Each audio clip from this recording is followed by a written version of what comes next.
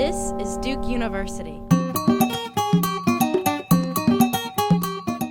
One of the most talked about shows on social media is the ABC series Scandal, featuring the character Olivia Pope, played by the Bronx-born actress Kerry Washington. Today we're joined by Professors Brittney Cooper and Treva Lindsey as we talk about Scandal and Olivia Pope within the context of third wave feminism and Black respectability. My name is Anthony Neal and this is Left of Black. Yeah. Eric, you're a real life G for this one. Yeah. Welcome to Left of Black. I'm your host, Anthony Neal, and we are joined this afternoon by Professor Brittney Cooper, Assistant Professor of Women and Gender Study and Africana Studies at Rutgers University. She's also the co-founder of the Crunk Feminist Collective. And we're also joined by Professor Treva Lindsey, Assistant Professor of Women's and Gender Studies at the University of Missouri at Columbia. Of course, a Duke History PhD, a longtime friend of the show. How are you both doing today? Doing great, thank you. Doing very well, thank you. So I wanted to have both of you come on to talk about what seems to be one of Black America's favorite subjects when they're not talking about President Obama, of course, and that is Olivia Pope and the series Scandal. The two of you co-authored a piece at the Feminist Wire called Love in a Time of Scandal, which was a response to a piece by Brandon Maxwell, who subsequently has responded to your response. But let's just get in it. Have you all been surprised at all by all of the chatter around this television show? And admittedly groundbreaking because it really does center all the action around the life of a professional Black woman. But have you been surprised by all the conversation around this show? Absolutely, pleasantly surprised. It's the first show with a Black female lead in 40 years. It's also Kerry Washington, and so her particular acting gifts lead to some fun discussions on Twitter. I think the presence of social media has also made it a really unique kind of viewing experience. So I think that a couple of things are converging, both the kind of historical dearth of Black women, and so there's an excitement about seeing her, but also now we can kind of create these virtual living rooms with each other to watch, and that's really exciting and fun.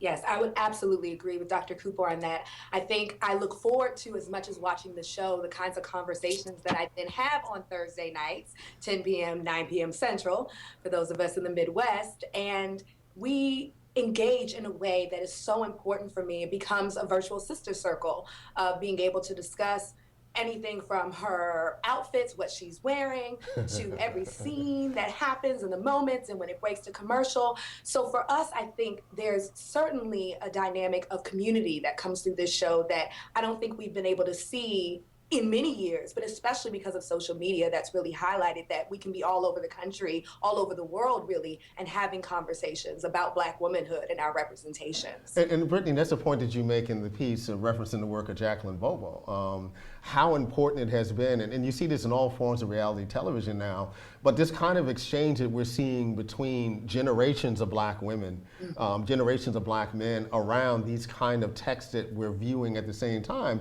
is really kind of unprecedented, right? It's uncharted water in some ways in terms of kind of democratizing opinion within, the Black community around these cultural products. Absolutely. And Kerry Washington and the Scandal crew, they tweet weekly as part of the show. So there is this democratization of access, because sometimes folks will tweet Kerry Washington very funny things that folks say on Twitter, and she'll tweet them back, and I've seen that happen a few times. But I also think that this notion of Black women's interpretive community is really, really important for a couple of reasons. Because one, it suggests that there's a way in which we make meaning together, that meaning is not prescribed for us, that there's not only one way to think about it, but it also suggests that, of course, we can both enjoy something and make meaning of it together and have a critique at the same time.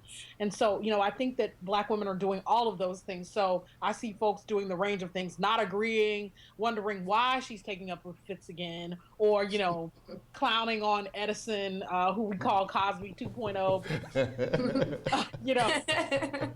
So it's very, it's very funny, but so there's not sort of one stream of thinking about this. So I think that it both is a moment that so many Black women are invested in, but not in an essentialist way, but very much in a way that reflects our diversity. And let's talk about this essentialism for a second, because one of the things that comes out in your piece, and no doubt the work that both of you do, particularly the work that's being done at the Crunk Feminist Collective, in comparison to, say, work that's being done at the Feminist Wire and other sites, Ms. Magazine, for instance, there's a real kind of generational shift here in terms of Black feminist thought.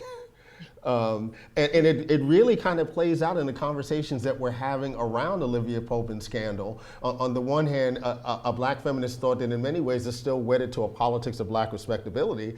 And then now, a kind of Black feminist thought that's wedded to all these kinds of issues along with issues of pleasure.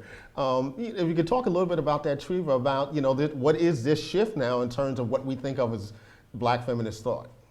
Yes, I mean, I think the shift really builds on the foundation of the tools obviously given to us by our Black feminist foremothers. And I think we were very protective in certain ways in the article of the way in which these texts are used and deployed oftentimes to really regenerate certain kinds of conversations that seem kind of trite and hackneyed and don't do what I call like Black feminist criticism 2.0, right? That cultural criticism that starts from a place of pleasure, that doesn't encase us necessarily in this historical baggage of something like a controlling image, right? So that the only way we read Black popular culture performance is through those images, which is equally kind of policing and encasing and doesn't resolve the historical entanglement that I think a lot of us are seeking to do and to make viable the possibility of looking at a space where we think about pleasure first.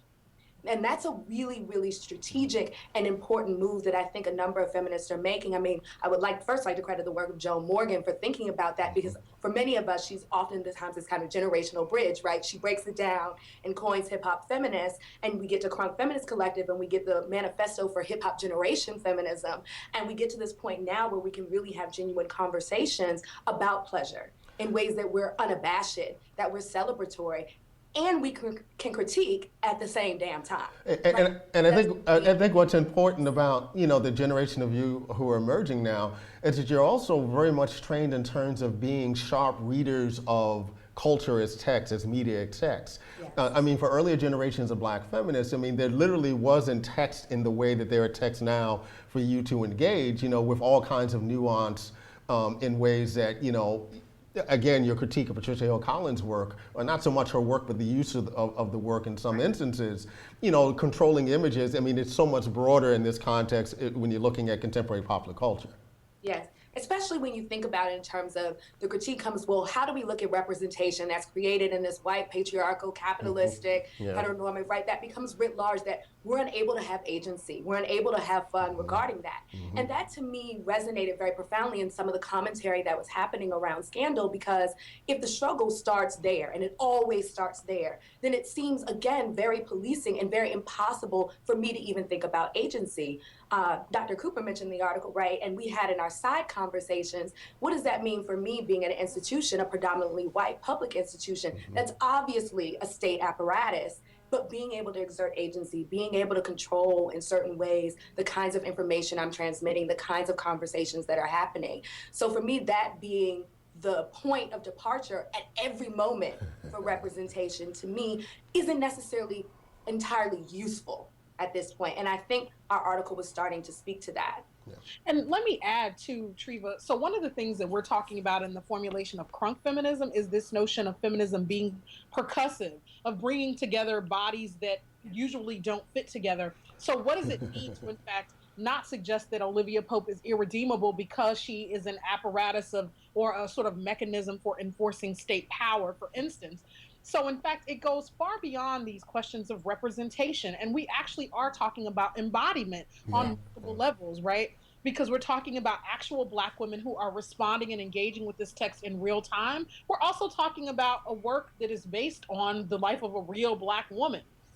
And so the other thing that I really like that Treva says is about this sort of notion of Black feminism 2.0. So if you think about what Black feminism 1.0 was, it's sort of this, here is the critique of patriarchy, and it sort of comes in this top-down way. So all things have to understand themselves in terms of that critique. But a Black feminism 2.0 says there is pushback from the bottom, and that our relationships with patriarchy are complicated and interactive, and that so that question about agency never says that the critique of power isn't important, but it says that we do not have life that is lived outside of these contexts in which power is always intruding. Right. And so then how can we think creatively about what folks are doing when confronted with those situations? And that's what I wanted Maxwell's critique to do more of, is to acknowledge that, you know, it's not that we don't understand that things are white and supremacist and capitalist and patriarchal always at every moment, but we are also Black and women at every moment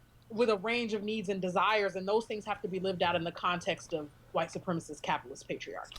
You're watching Left of Black. I'm your host, Mark Anthony Neal. We're joined this afternoon by Professor Treva Lindsey, Assistant Professor of Women's and Genders Studies at the University of Missouri at Columbia. We're also joined by Professor Brittney Cooper, who is Assistant Professor of Women and Gender Studies and Africana Studies at Rutgers University, and she's the co-founder of the Crunk Feminist Collective. We're talking about Olivia Pope today, and there have been a lot of brother critiques about Olivia Pope. You know, some of them tethered to notions of Black respectability, and of course some of them one of the most obvious critiques that we're hearing is that, well, why she got to be with a white man, right? And why does it have to be an illicit relationship in that way? Can you unpack the relationship of Olivia Pope to the President of the United States in the context of this series, and also talk about the role of sexual desire as it plays out, right? I mean, we're all caught up in these kind of historical narratives, right? Everybody wants to apply, I mean, many folks want to apply a Sally Hemings critique to this, but it really is so much more complicated than that. Treva, you want to start? Yes. Well, part of what drives the show for me, and I think drives our interest in our conversations, is a site of desire and pleasure. So there's something very dynamic about what's going on in terms of showing desire, showing pleasure, and showing it in ways that are obviously, in a broader framework, very discomforting and very unsettling, right? So we first trouble the category of what an illicit relationship looks like.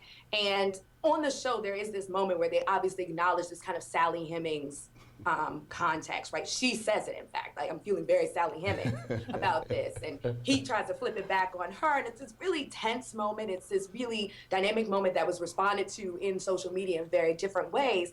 But there's also this notion of the sex that they have and the moments that they have resonate as profoundly intimate, profoundly hot, and really, really erotic in ways that I think obviously will make a certain kind of clutch pearls moment for a lot of folks, particularly because she's not his wife, she's a Black woman, but she's also deciding to have a certain kind of relationship. And we also get to see Melly involved in this relationship too, this being his wife. So it can't be read simply in terms of illicit, mistress, other woman, side piece, jump off, whatever you want to say, right? We have to think more critically about these complicated relationships that often women form, particularly when you're talking about someone like Fitz, who becomes emblematic of the state also. Yeah. So the state violence, state desire, state eroticism, right, from this larger network.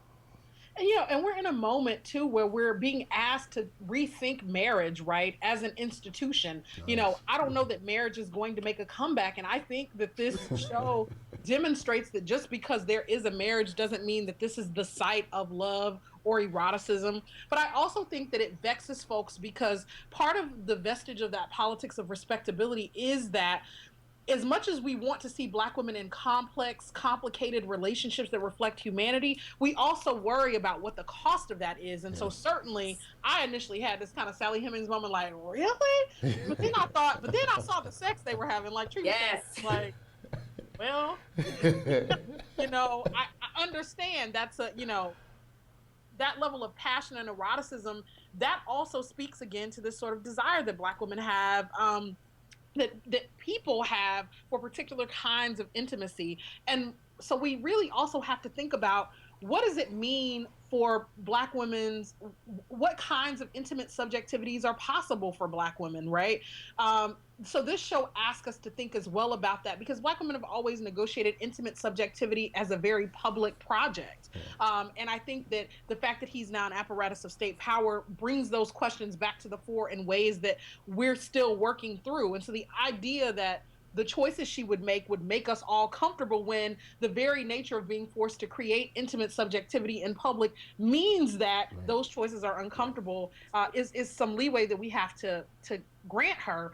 But also, I think that the Black man question is interesting, because I wasn't actually convinced at first that there was all this backlash, in part because over the winter break, I was driving down the street and flipped through to Michael Basin, which I don't do often, and all of these brothers were calling in saying, "We love the show. The show is great." And so I wasn't convinced that there was all of this deep resistance on the part of brothers to the show, because I think that people are, I think Kerry Washington is like the, 21st century Nia Long, and so brothers kind of have this perpetual crush on her. So I do think it's more complicated than that brothers hate it. But I think that when there is a pushback about Black male representation, we get at this question of, can there be a show where Black women are at the center, and where Black men not being at the center, in fact, does not equate to Black men being rendered in stereotypical. Right. So both of the Black male characters on the show are incredibly dynamic to me. Those that Edison and her relationship, because it is a Black man on the show who actually produces and articulates a notion of what love is, which I think is a fundamentally transformative moment, that it is a Black man who is able to articulate what many people saw as a healthy love and a kind of attachment, a kind of relationship. And I think that even extended beyond this kind of heteronormative framing. When he's talking about it, he's talking about the emotional core and the emotional elements that go into love. And on the other side, of course, you have Columbus Short, who even Shonda Rhimes said is in fact the kind of ace in the hole that she's waiting to develop, because his story can go in so many different places. But what we know of him now is that, one, he is fine, right? And so that elicits a certain kind of reaction from many people in the social media community. But second, of course, he's intelligent, he's dynamic, he's unwaveringly devoted to Olivia Pope for reasons not yet that we are able to fully understand. But it is a really amazing moment. And as Brittney mentioned in the article, perhaps a vision of what feminist masculinity might look like, right? That he is empowered, he is working with her, he is working with her, but also inspired by her. And that dynamic to me is extraordinarily powerful, to see a man who presents that, and also is a man who at one point was certainly positioned within the prison industrial complex, which I think in a way that we don't normally think about Black men, we think about it in very kind of particular offenses, particular crimes, but he's this white collar crime, but it's still a Black man who's invested in that, which leads to a whole nother narrative being able to be added on to the show, because we're only 21 episodes in. Right? We're only 21 episodes in, and we want to know everything, which to me suggests that we are very invested in these characters and very invested in the intimate relationships that they're forming. So let me ask you this. When you're watching Scandal a few weeks ago, and Millie walks into the shower and decides that she's going to give the president a BJ, was that a moment that caught you off guard? On mainstream American television, granted it's the 10 o'clock hour, but still. Here's the thing, what I noticed, I mean, obviously, I don't clutch often, but I was like, oh my, right? That was my first reaction, quite honestly. But then it made me think about the other sex scenes on the show, right? And the fact that every time Fitz and Olivia engage in a sexual activity, he's always going down on her. Yeah. Right? It was this really interesting moment, and you can kind of run back the tape with the exception of this most recent scene in the an electrical room. Spoiler alert, sorry. But there is this moment of every time they're engaging in oral, there's a practice of oral sex, he's actually pleasing her. Right. And that is showcased in very particular ways. And that the only access Mellie then has at this moment is to attempt to perform oral sex on him, and it's actually kind of seen as undesirable in that moment, that actually doesn't fit his erotic map in certain ways that she seems unaware of, that his erotic map has something very closely aligned with the performance of a particular act that gives pleasure to both him and the woman. Right. To say that to him and to her. Right. It's like, all I'll say about it is it seems like Fitz might be, bumping a little bit of Lil Wayne on his way to the, And it's interesting, right? Because when we think about the chief of staff, that great scene where they're having the argument, he goes, I won't talk to you unless you take your clothes off. Yes. And that's an incredible erotic scene also, that doesn't get talked about in that kind of way, but again, connecting eroticism with power, in ways that the series really traffics in, all the time. This reminds me of the new book by, I think it's Sharon Patricia Holland's book, The Erotic Life of The Racism. erotic life of racism, yep. Yeah, Yep. that there's an erotic iteration of many of these acts of power. And so, for instance, when folks keep trying to get at what it is that Olivia Pope likes about Fitz, the thing, I think that we have to stop with the race thing. It's that she likes power. And so, for instance, one of the things that derails her interaction with Edison is that moment where he threatens her, which made me mad, where he says, if you keep doing this, I will, subpoena you and, make you testify. And she kind of has to shut him down because the point for her is, but I'm sleeping with the president. Like, that's the sort of internal dialogue that she's making him. And so I think that we have to think about, we're used to thinking about that power as being used against Black women and against the articulation of Black women's erotic selves on their own terms. And so what happens so the thing that I think sort of is going on too, particularly like in Maxwell's critique, where he keeps pushing us to talk about what it means for Olivia Pope to be used to engage in despicable acts of state power in ways that none of us would morally support. But there is this sort of erotics of power that undergirds it, that is attractive and that doesn't get articulated. And it's not about being a Jezebel. It's not about being hypersex. It is about the ability to claim erotic space. Yeah. And that's harder to articulate because it doesn't fully conform to our notions of what is politically the right thing to do. Right. And it's a project, Brittney, that if any of us were in Olivia Pope's position, we would be complicit in that project also, for the very reasons that she is, right? In some ways, it's very human, that she's attracted to the eroticism of power in this regard, right? Even when it goes against her own moral compass in terms of what she should do in certain situations.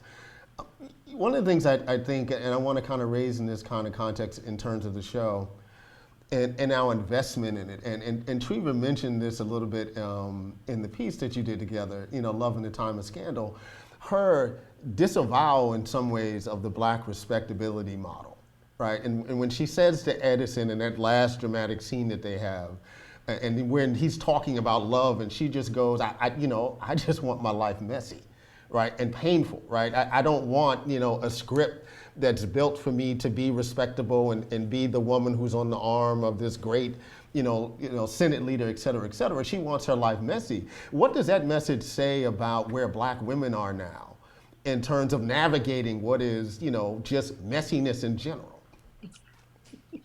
Oh, that's a tough one there.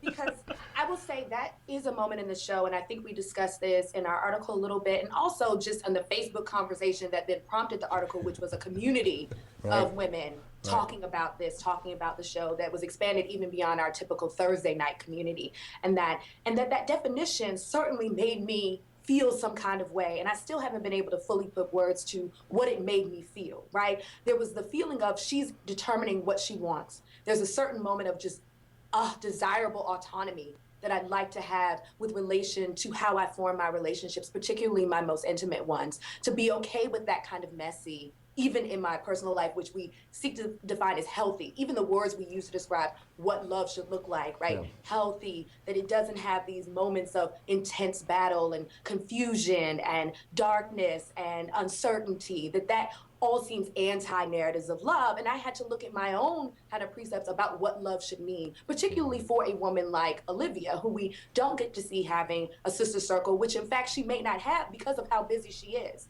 because of the work that she does, because of the closeness that she has to have to the projects that she's invested in that may not work for her to form those kinds of relationships. So I think I had to enter Olivia on her own terms, which meant confronting Black women, allowing all of us a kind of autonomy in articulating what love can mean, what intimacy can mean, that these are not static categories in and of themselves. And if they are, that can be just as imprisoning as a definition of us not being able to find some ideal or romanticized notion of it. Yeah, I think I'm still trying to make sense of it because, the part of me that wants, Black women in sort of healthy, whole relationships didn't know what to do with the idea that what you would want is messy and devastating. But in some ways, what she is talking about is the reality of the lives that we lead, though, that they're not pristine, Right. they're not sterile. Right. What they are is messy. What they frequently have is sort of quixotic devastations, right? That devastation can frequently be a mundane thing, especially when you're talking about Black women who exist in the halls of power, where where microaggressions are frequently macro level aggressions. And so there are, 1,000 little devastations you can experience in the course of a day at that level of power. And so to me, it sounds like she's also trying to articulate a narrative of love that encompasses the life that she has and not some ideal that she aspires to. And I, and in that way, I think that while it's not the kind of love that, I personally want or aspire to, I appreciate a Black woman being able to say, here, I guess here's the other thing, right? Which is that if we're going to actually be rid of the strong Black woman narrative, then that means acknowledging that, in fact, we do not have it all together all the time. And that sometimes your life is a hot mess. And I think that that's what she's saying, that her thinking about it is messy and complicated and potentially devastating. I don't know what it means that she then wants to make her the state of what she's going through congruent with what she desires. Right. But I understand it as a set of strategies among many that somebody might take up. And I think that we have to talk about, if we're going to talk about agency, it really does mean saying that we cannot prescribe that there's one way that we can get to a sort of whole, fully articulated notion of Black womanhood. Yes, I agree with that. And I think something you said in there really sparked this idea of like the show being aspirational. There are a lot of aspects of the show that are not, I don't aspire to. Yes, I want the Max Mara coat and the elbow length white gloves. Yes, I want that. I don't know about anybody else, but that Oval Office scene certainly projected a sense of desire as well, right, in terms of an interaction. But I do think what we do see is a portrayal, a depiction of something that is very real, that is very lived, and that is messy, and it is devastating, and it's hurting, and it's painful. And so when you see the state acting in certain ways, when you see the violence that happens on the shows, the very conservative kind of political landscape that she's navigating, right, it's not aspirational for those of us committed to more progressive political projects that are invested against relationships that don't always come at the cost of a Black woman's humanity, right? I think that that makes us uncomfortable, and I think it also shows a mirror of where we are. And I think that's a very powerful tool as well. Some art should be, absolutely have that aspirational quality to imagine the world as we would want it to be, and that's going to be a multi-valent, multi-variable, multi-dimensional vision, right, with many voices. But there's also something to say for having a show that comes at the crux of the moment, that this show is in this moment. Yeah. It's present in this moment, and we are present to witness it, to then think about the aspirational, to then offer those kinds of critiques. So it's not that we stop critiquing white patriarchy and capitalism or the conservative political agenda that's in the show, right, in many ways, the politics of the show, but that we see that and have a better strategy of how to navigate that, using Olivia Pope, using our own strategies. And that's when it becomes this very communal watching experience. We invoked Joan's name earlier, but that great line from When Chicken Heads Come Home to Roost, right? A feminism that fucks with the grays. Right. Yeah. What are y'all working on these days? I'll start with you, Brittney. I am actively finishing my book project, Race, Women, Gender, and the Making of a Black Public Intellectual Tradition. That's what's keeping me busy, and also trying to take the Crunk Feminist Collective into the next stratosphere. Yes. Dr. Lindsey? Yes, I too am in kind of the final revision stages, hopefully, to get this manuscript out, the first book project, Colored No More, New Negro Womanhood in the Nation's Capital, and also working on a couple of kind of cluster pieces around occupying intersectionality and Black feminism, and kind of the divorcing of our theories and bodies of knowledge from actual Black bodies and Black women's production within the site of the Academy. We've been joined this afternoon by Professor Brittney Cooper, who's Assistant Professor of Gender Studies, Women's and Gender Studies, and Africana Studies at Rutgers University, a co-founder of the Crunk Feminist Collective. And we've also been joined by Professor Treva Lindsey, Assistant Professor of Women's and Gender Studies at the University of Missouri at Columbia. Her research interests and teaching interests include Black feminist thought, African and American popular culture, critical race and gender theory, and U.S. history. Thank you both for joining us this afternoon on Left to Black. Thank you. Yeah. Eric, you're a real life G Eric. for this one. Yeah. All black everything. All black, you know. All black in the name of all my black heroes. All black everything. All black polos. All black medallions, yeah. All black, you know, say. All black everything.